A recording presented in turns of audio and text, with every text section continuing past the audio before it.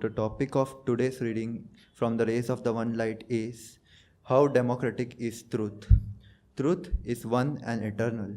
Realize oneness with it in your deathless self within. The following commentary is based on the teachings of Paramhansa Yogananda. We live in an age when people assume that knowledge should be available equally to all. In matters susceptible of judgment by normal common sense, however, everyone knows that there are exceptions. Access to a control room for intercontinental missiles is limited by universal consent to a very few. Access to the controls of a passenger airliner is limited to those with the necessary knowledge for operating them and also to those with the proper authorization. If people don't see the disadvantages of making more subtle knowledge universally available, it is only because they are ignorant of the risks involved.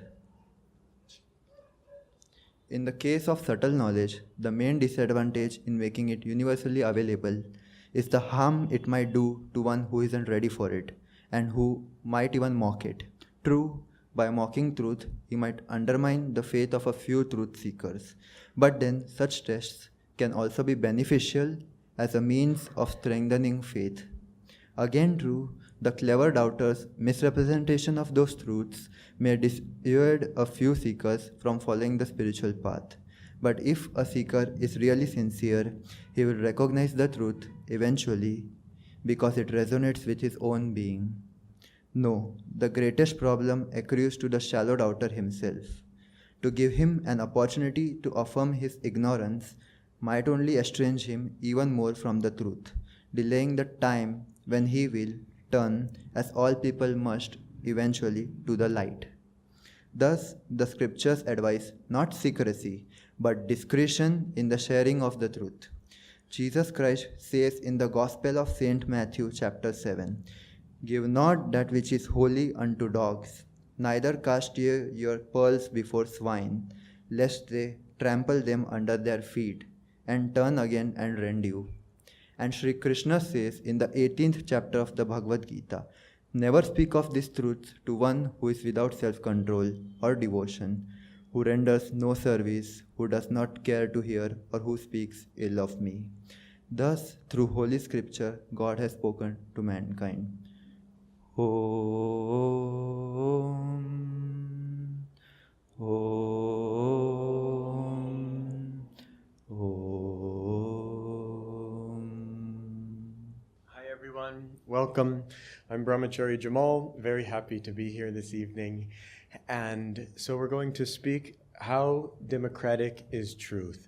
And this is a very broad topic. It's a wonderful topic for us to talk about and to think about and to understand. Because when we first come on the spiritual path, we're learning all of these wonderful things, and perhaps many of you here have Kriya, and the first thing you think is, this is so wonderful, I want to share it with everyone, and then we take a vow that says, I won't share this with anyone, and we're thinking, what is this about? That this is a great thing, and shouldn't we share great things with everybody? But as Swami Kriyananda said in that reading, that if there's an intercontinental missile control room, that you don't want everyone to have access to that. And actually, as we gain power spiritually, that we don't want everyone to have access to that. And we only want those who are going to do good with that to have access to great power. The point that I'm trying to make there is that as you grow spiritually, you will gain great power. And God doesn't give us this power all in one go, that slowly we learn how it works and slowly we learn how to be responsible with it. But back to the Kriya, that it actually isn't that we want to keep Kriya secret, it's that we want to keep it sacred. So for one reason that we don't just post it up on the internet and give it to everyone is we want people to be ready to understand what it's about. We want people to take it seriously and to practice it every day. And if they do, they will grow spiritually. If they don't, well, that's okay. Then they will work on it in other lives. One thing that I think about often as I go around this country preparing people for Kriya, and sometimes I get asked to make a decision to accept people or not to accept people for Kriya. And sometimes they're not practicing the techniques very well. And I think that if we were to give them Kriya right now, maybe they won't take it seriously. They'll practice it for just a little bit. Then they'll think, well, this, like everything else in life, didn't work. I'll go search for something else. Perhaps their next lifetime they will come, and then they will think, subconsciously, somewhere deep within their soul, oh, I already tried this Kriya thing, doesn't work. Maybe something else, and they'll miss it.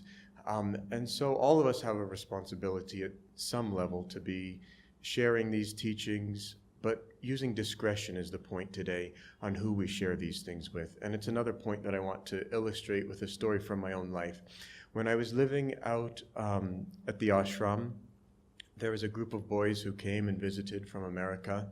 And one of them asked me, what's the longest that you've ever meditated, Jemal? And I thought, Now Swamiji tells us not to share our spiritual experiences too much. And so I thought, should I tell this person, should I not? I thought, on this hand, if I tell him that it might be boosting my ego, and I'll be thinking, oh, I meditated for this long.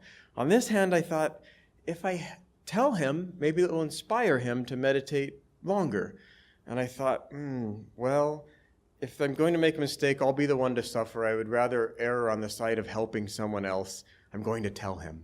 And so I told him how long the longest time I had ever meditated for at that point in my life. And immediately I felt some kind of power go out from me. And I couldn't get that back, and I couldn't meditate for that long. Maybe 6 months it took to get that power back.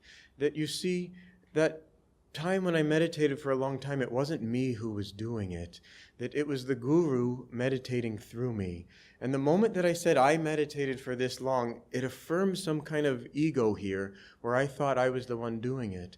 And it took me a long time to subtly reattune myself with the Guru and remember that he was the one who was meditating through me. Anyway, something for you to think about, because we do want to be channels for these teachings. We do want to share. It's not just about keeping all of this secret and sacred, although for Kriya, please do keep that secret. But at some point, we need to be sharing things like Hong Sa or whatever, that we got inspired by reading the Bhagavad Gita today, or sharing the energization exercises. But even sharing the energization exercises, we need to use discrimination as to whom we share the energization exercises with. That if we give it to someone even a day too early, that they might say, I don't want that nonsense spiritual teaching of yours, and that they'll go away. But if we wait for the proper day, they'll say, this is great. It really gives me a lot of energy. Thank you for sharing. There's a story of Swamiji, and some lady came up to him and said, will you please tell Bob, or some guy in the community over there, that he has this problem and it's really not nice and it's creating all these problems? And Swamiji said, I'll tell him. And then a few weeks went by. This lady was saying, Swamiji's a man of his word. He said he would tell him. Why is he not telling him? A few months went by. I think a few years went by. And this person didn't question Swamiji because they had enough awareness to realize they just didn't know what was going on. 10 years went by. And then Swamiji finally told that man. And he said, thank you for telling me. And then this lady went up to Swamiji and said, did you forget, or what? Why 10 years? And Swami said, had I told him any time earlier, he would not have been receptive, and it would have done more harm. He would have then put up his defenses and said, you don't know what you're talking about, I'm not listening to that. And maybe he wouldn't have heard that lesson his entire life. So we really need to tune in to others as we become channels for spirituality and really try to deeply feel what is right for them. This is part of our spiritual growth. It's not just about hammering people with dogma or what we feel is right. In any given moment, we have to feel what is right for the other person. And this is how we will grow spiritually. So back to this topic of how democratic is truth. That I want to just give a couple silly examples and let us think about truth. And the first one is, if I were to come up to you and say, Norwegians never tell the truth, I ought to know. I'm a Norwegian. You would look at me and go, now wait a second, you don't look Norwegian. Norwegians usually have blonde hair and blue eyes, but wait, now if Norwegians never tell the truth, maybe you are and you're not, or maybe Norwegians really do tell the truth and you're not, and when you take that statement and you think about it for a while, you start to see that truth is really confusing and that you can't really use logic to get yourself out of that little conundrum that I just gave you there. And the point of that is that more is needed than just logic if we want to find truth. Let me tell another story that Master used to tell.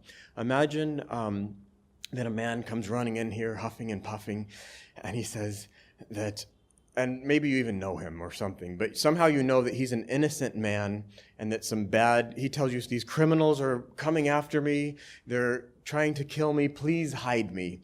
And somehow you know that this man's actually innocent. And you say, okay, I'll hide you. And so you hide him in your closet or something like that. A few minutes later, 4 or 5 really rough-looking gangsters come in and they say, have you seen so-and-so? We need to find him now. If you say, have you seen him? Well, of course you've seen him. You just saw him a few minutes ago. So now you're thinking, okay, Patanjali, truthfulness, non-lying. Should I tell where this guy is? If you tell where he is and then they kill that man, that you definitely will get some of that sin on you. And on the other hand, you could say, and it would be a lie at this point, I don't know where he is. Although you could think to yourself, I don't know exactly where he is. Maybe he's on the left side of the closet. Maybe he's on the right. I don't exactly know. But even if you did exactly know if he was on the left or the right of the closet, and you say, I'm not sure or whatever, it's better to tell that little lie than to tell the truth and have a man be killed due to your actions. And so the point of this story is that truth is relative. And with truth being relative and truth being something that we can't get at just with our intellect and our mind, then we really begin to wonder. And Pontius Pilate asked Christ this, what is truth? And Christ refused to answer him because truth is actually something that goes beyond logic and that goes beyond relativity. That truth is something that is complete stillness beyond all relativity. That sometimes people ask the question, who made God? Or what came before God? But these questions aren't relevant actually in the realm of God. That is, he or that which is uncreated. And so on the spiritual path, we're trying to approach that place. And that place is a place that resides within us. But it takes time to learn how to get into that place. That every day we need to try to meditate a little bit. We need to try to be calm.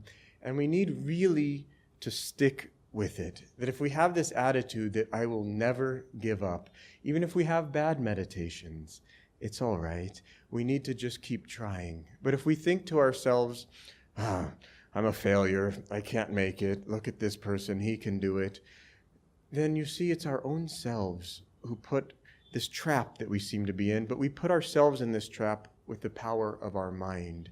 And it's that same power of our mind that is going to liberate us from this trap. But we need to learn to gain control of our mind. We need to learn how to be aware of our mind. Kriya Yoga will give us the ability to control the mind. Techniques like Hong Sa and sitting in the silence after Kriya will give us the ability to become aware of our mind.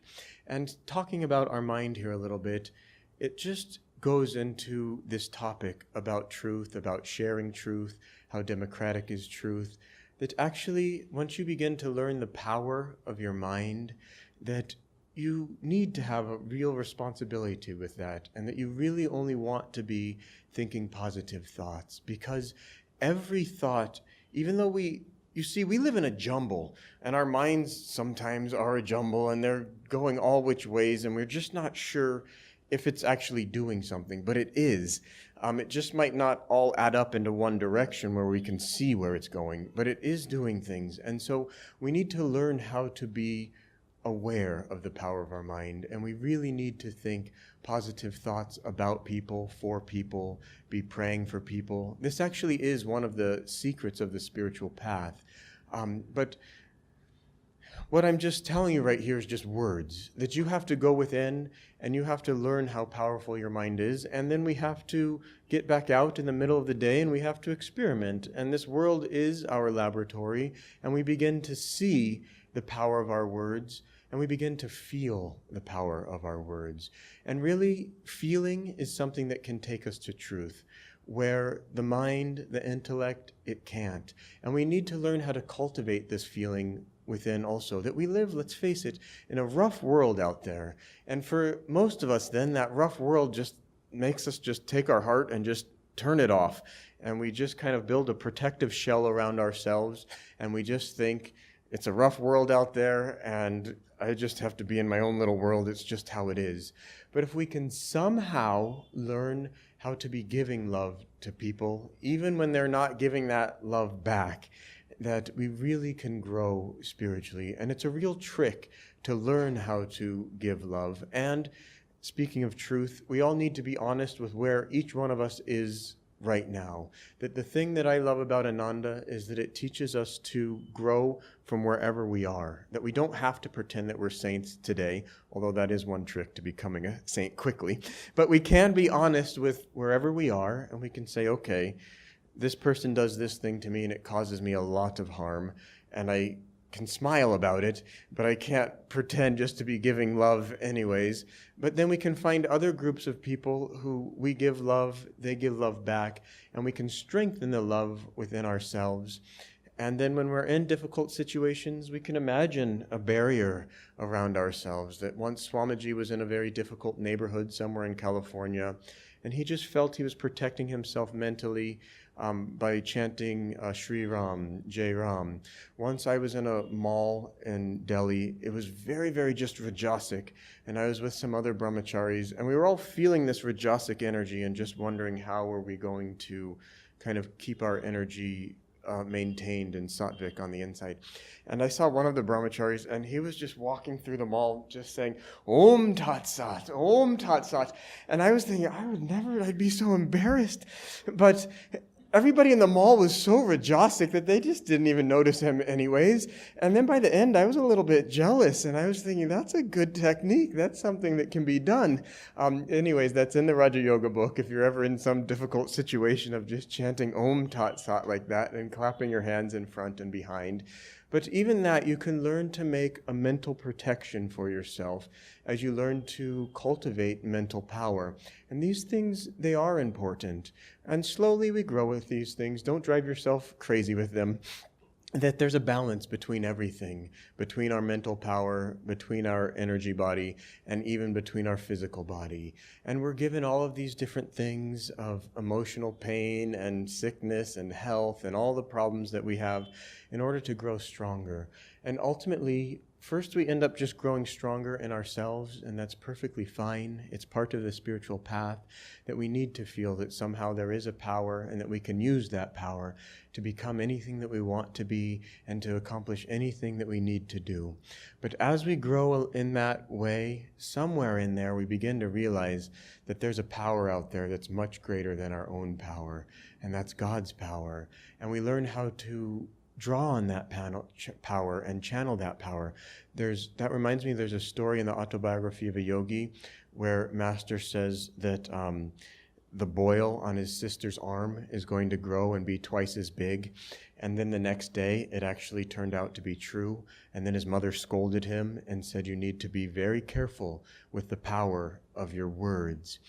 And we too we'll get to that point, but we won't get to it too quickly. It's nice, though, to know that even these great masters, they make mistakes, and we all make mistakes, but don't think of it that way. Just think, okay, the mistake was made, but I learned, and then I won't do it again. Don't let that churn around, mistake. Speaking of the autobiography of a yogi, there was a couple other stories that I wanted to share from there. Last night, when I was thinking about this topic, I reread the chapter about the fakir named Afzal Khan, who gained this power. He was a Muslim, and his Hindu guru taught him some, it says in the book, I read really carefully, some complicated technique so that he could access the astral plane. And I read that chapter last night, and I wanted to bring it up tonight because if the masters just wanted to share truth with everyone freely. Master could have written what that technique was so that we all could just be accessing the astral plane and manifesting gold dishes and all kinds of out-of-season fruits and all of this thing and that. But Master didn't write it in there. And if you read that entire chapter, you see the fellow who got that power got himself into quite a bit of trouble, and that he was using his power just for selfish ends. But the chapter ends in a very interesting way, where his guru, finally then he does the wrong thing to his guru himself, and his guru has this like stumbling body, and then he straightens himself up as a strong man. He's like, "You don't recognize me? I see with my own eyes that you're misusing your power." And he says, "I'm going to take your power away, except I will let you use this power still to get food and clothing when you need it." And then that disciple says, "I apologize. I'm going up to the Himalayas to atone for my sins." And I think he spent the rest of that incarnation up in the Himalayas praying and trying to just become more of a channel for God and less for his ego. And we think that, oh yes, if only I too could go up to the Himalayas with a Hazrat, who is the astral entity that would give him, then my life, I'd be all set. But that even if we do get a chance to go up to the Himalayas, that you're going to take your own self right up there with you, and that means all your problems. You might think they're not going to follow you, but they will, because all of our problems, they reside within ourselves. But as we can slowly learn to get rid of these problems through Kriya and through all the different techniques we have, then we begin to realize that it doesn't matter where we are, and that even within our own home, with whatever duties God has given us in this incarnation, that we can learn to become extremely peaceful, that we can learn to become extremely joyful. I'm going to share this final thing, then we need to have the arati. But I've just been going through this thing lately. When I first came on the path, that Master has this statement, "Living for God is martyrdom." And I thought, whoa, that's for you guys. That's a big word, martyrdom. What do you mean here? I don't know. I'll do a little hong saw, but this martyrdom business, what is this? I don't know. But lately, I've just been thinking that life comes down to more and more, what does God want? What do you want, God? And if you want to use this body like this, all right. That if you want this body to be sick, all right. You want it to be healthy, all right. Someone recently wrote me an email, and she had decided to stop eating grains, and she was feeling so much more spiritual, and there certainly is something to that. But she was causing so much disharmony within her family that they just weren't having it at all. And so she asked me, what do I do? So I wrote back and said, eat a few grains already. That harmony within your family goes much further than what you eat. And this all goes back to this point, living for God is martyrdom, that God wants us to eat this thing, all right. God doesn't want us to eat it all right. God wants us to sleep a lot, well, not too much, but all right. God doesn't want us to sleep at all right. We need to get to that point on the inside. And if you start working on it with the little things, then you'll get to a point where even if God gives you some horrible disease or breaks your bones, it's all right. You see that they're not your bones, that this body is not you. And it sounds scary maybe right now, but you'll get to this point where you just know you're not this body, and whatever happens to it is absolutely all right. And you'll get to a point, it's a point of inner contentment, where that you know that everything that God gives you is for your own good, and that you'll be grateful for whatever comes, whether it's good or bad or anything. You'll just be so thankful that God is in charge of your life and giving you the right things. And as we all reach this stage together, then we begin to really know what truth is. And then when we have that type of communion with God, then we also can know what's the appropriate way to share truth, what's the right amount of truth to share with any given human being. We become channels for Master, and becoming a channel for God, for the light, for whoever your guru is, there's no greater feeling than that. Thank you. We'll end with an arati now.